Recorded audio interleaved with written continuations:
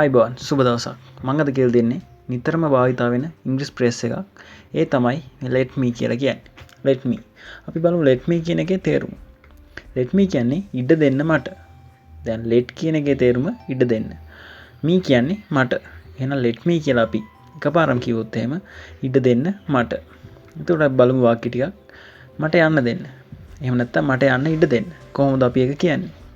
let me අපි යනවට කියනවා go කියලා. එහෙනම් let me go. හරි. let me එක ළඟම ක්‍රියාපදේ තියන්න මතක තියාගන්න. එහෙනම් මට යන්න දෙන්න කියලා ඉංග්‍රීසියෙන් අහන්නේ let me go. මට එහෙ යන්න දෙන්න කියලා කොහොමද කියන්නේ? let me අපි යනවට කියනවා go.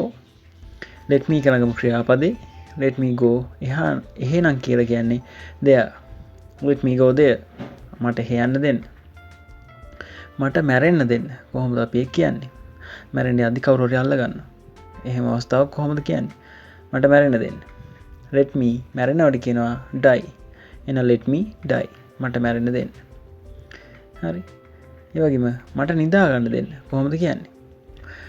අපි හිතමු අපි නිදා ගන්න යනකොට කවුරු හරි කරදර කරනවා. එතකොට අපි කියනවා මට නිදා ගන්න දෙන්න. නිදා ගන්නවට කියනවා sleep. එහෙනම් let me sleep. මට නිදා ගන්න දෙන්න.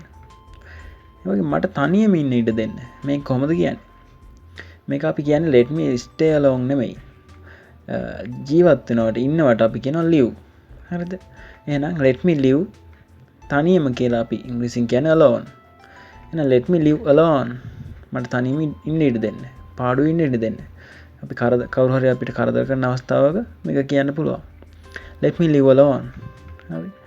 ඒ වගේ මට දැනුම් දෙන්න කියලා අපි කොහොමද කියන්නේ? let me know. ඇත්තටම let know කියන්නේ දන්නවා කියන එක. එතකොට මට දැනගන්න ඉඩ දෙන්න වගේ තේරුමක් තමයි මේ වාක්‍යයෙන් ඉන්නේ.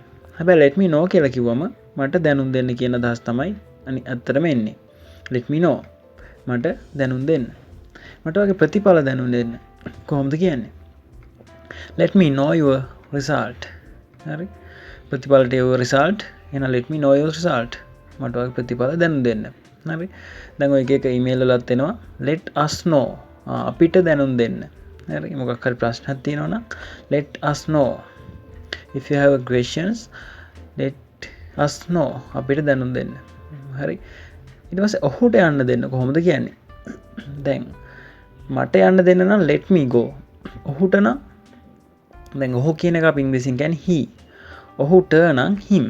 හරි. එහෙනම් let him go. ඔහුට යන්න දෙන්න. එහෙනම් අපිට යන්න දෙන්න නම් කොහොමද? අපි කියලා කියන්නේ we. අපිට නම් us. එහෙනම් let us go. අන්න ඔය විදිහට එක එක වාක්‍ය රට අපිට හදාගන්න පුළුවන් මේකෙන්. ඉතින් ඊළඟට මම කියලා දෙන්නම් don't let me go කියන එක. ඒක මම ඊළඟ වීඩියෝ එකෙන් කරන්න. සුබ දවසක්.